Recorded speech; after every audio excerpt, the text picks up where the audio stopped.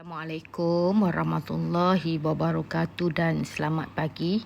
Hari ini saya lah Puan Ziana selaku guru bimbingan dan kaunseling SK Sungai Jejawi akan memberi sedikit taklimat berkaitan dengan PBD dan SSDM seperti mana yang murid-murid tahu dan mungkin ada yang masih tidak tahu lagi. Sama juga ibu bapa mungkin ada yang dah tahu dan mungkin ada yang belum tahu apa itu PBD. PBD pentafsiran berdasarkan bilik darjah dan SSDM sistem salah diri murid, sistem sasiah diri murid. Okey. Lepas ni saya akan terangkanlah sedikit berkaitan dengan apa itu PBD dan SSDM yang ramai yang mengambil kisah tentang dua sistem ini, terutama sepanjang PDPR kita. Darjah dinilai juga melalui kelas online. Kelas online yang cikgu kamu buat hari-hari untuk pengetahuan ibu dan ayah. Okey, sekiranya anak-anak tidak aktif dalam kelas ini, ia juga dianggap sebagai ponting kelas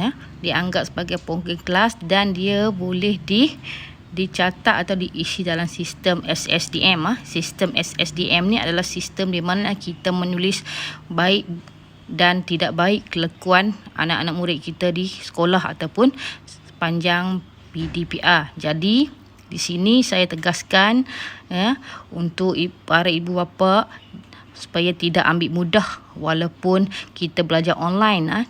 Cikgu tidak nampak sama ada murid-murid ini belajar atau tidak belajar, tetapi sekiranya kelas berjalan seperti biasa, guru perlu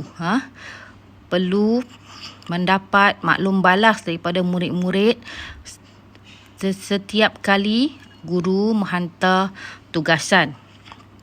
Sebelum saya pergi lebih lanjut, saya nak kongsikan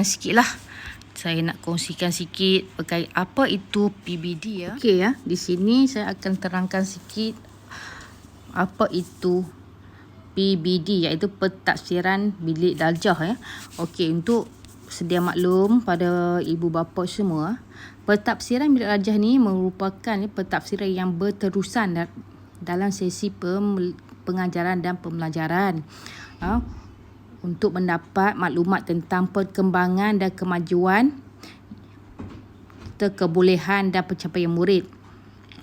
Tetapi sekarang kita mengalami pandemik COVID-19 ni, jadi kita tak dapat nak nilai murid di dalam kelas, tetapi kita dah diputuskan untuk menjalani kelas di talian. Jadi PBD ni juga terus ditafsir oleh para guru.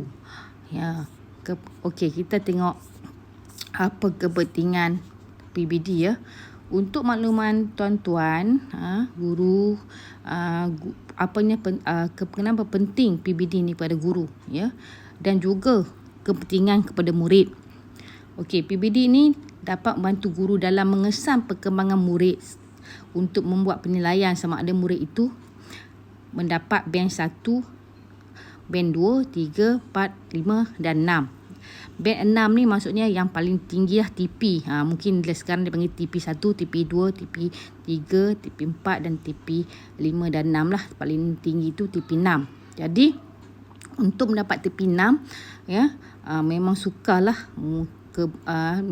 tetapi boleh tercapai pada murid tahun 6. Sebab PBD ni akan dinilai daripada murid tahun 1. Okey, contohnya Ahmad tahun 1, dia akan dinilai sehingga tahun 6. Contohnya subjek bahasa Melayu, dia akan dinilai daripada tahun 1 sampai tahun 6, dan sehingga dia tahun 6 TP dia mungkin dah dapat TP6 untuk bahasa Melayu. Maksudnya budak ini memang pandai dan menguasai bahasa Melayu dengan baiklah. Jadi kepentingannya di sini, sekiranya murid-murid sepanjang PDPR ni tidak memberi respon ataupun tidak melibat secara langsung lah, walaupun dia dikategorikan murid bijak, murid pandai, tetapi kalau dia tidak beri respon dan tidak punya masalah rangkaian internet, semua handphone, tetapi dia tak beri respon, ya, dia dianggap ponteng kelas dan kita tidak boleh beri TP yang baik untuk dia. Jadi sayang, ya, ini sangat sayang. Walaupun dia pandai, tapi kita tak boleh bagi TP sebab sekarang kita tahap 1, kita tak ada peperiksaan. Jadi murid tahap 1 memang sepenuhnya akan dinilai oleh guru melalui PBD. Okey, seterusnya saya akan terangkit kaitan dengan tadi pelaksanaan PBD ni. Okey, kalau ikutkan PBD ni memanglah kita berasaskan di dalam kelas, tapi kita dah COVID-19 ni kita tak dapat belajar di kelas. Jadi kita menjalankan pembelajaran melalui online. Okey, jadi sekiranya guru memberi tugasan kan, seperti projek, minta pelajar projek, buat kuis, pembentangan apa, murid-murid tersebut perlu buat, ya, untuk mendapat penilaian yang baik dalam PBS. PBS, ya, sangat penting pada masa sekarang sebab kita tak ada peperiksaan. Tahun ini juga UPSR sudah dimansurkan. Jadi kita tak ada peperiksaan UPSR. Jadi BBD ni sangat penting, ya. Dia ada CJ.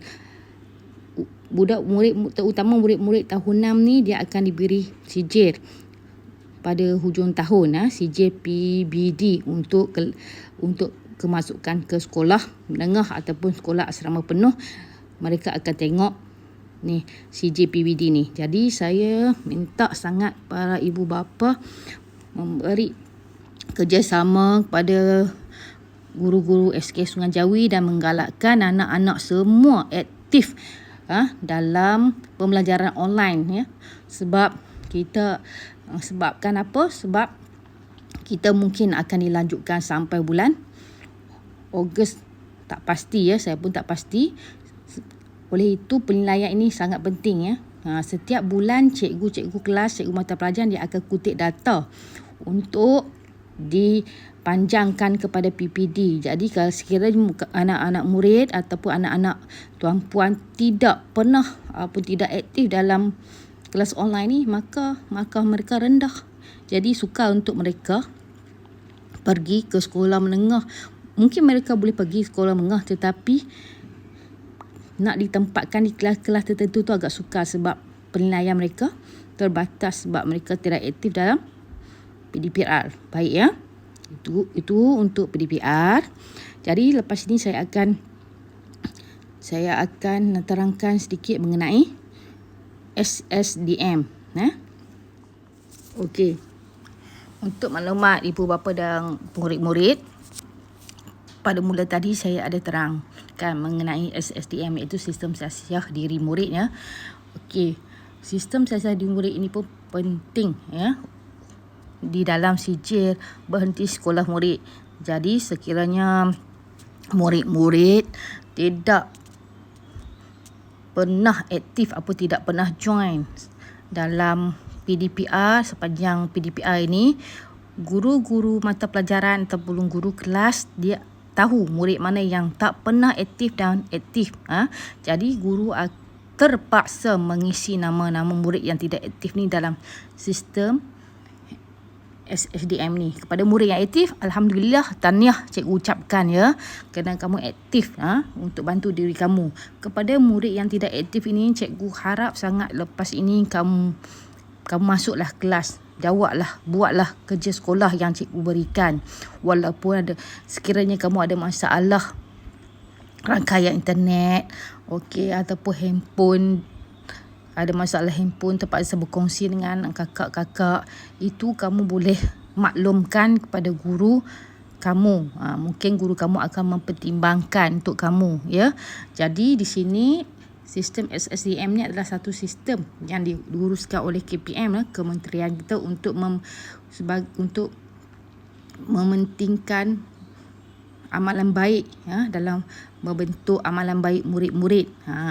Kita di sekolah memang kita akan isi maklumat murid yang baik-baik saja. Yang tak baik kadang-kadang kita tak isi. Tapi sepanjang BDPR ni kita tak boleh buat macam tu, sebab banyak sangat murid yang mengambil kesempatan tidak hadir dan tidak buat tugasan langsung yang diberi oleh guru. Jadi saya haraplah murid-murid sekalian sedar apa yang murid buat sini adalah salah. Jadi cikgu minta balik kamu semua masuk balik Telegram cikgu, buatlah kerja sekolah yang diberi oleh guru kelas, ya. Kalau boleh cikgu nak semua murid-murid Sungai Jawi ini mempunyai sasiah diri yang baik, ya. Okey, mengikuti kelas PDPR sepanjang PDPR yang dilaksanakan oleh kerajaan kita. Jadi di sini cikgu, bukan setakat cikgu Ziana mengharapkan kamu, guru-guru lain juga berhasrat macam itu, dan pentadbir kita sendiri sekolah Sungai Jawi pun mengharapkan semua murid-murid SK Sungai Jawi hadir dalam kelas BDPR kita. Okey. Untuk itu saja taklimat cikgu untuk hari ini, dan cikgu mohon anda sampaikanlah maklumat apa yang saya bagi ni kepada rakan-rakan ataupun penjaga-penjaga yang lain. Kita panjangkan supaya semua orang tahu kepentingan PDPR ni sebenarnya penting untuk kita isi di PBD dan kita isi dalam SSDM. Okey, itu saja. Terima kasih. Assalamualaikum.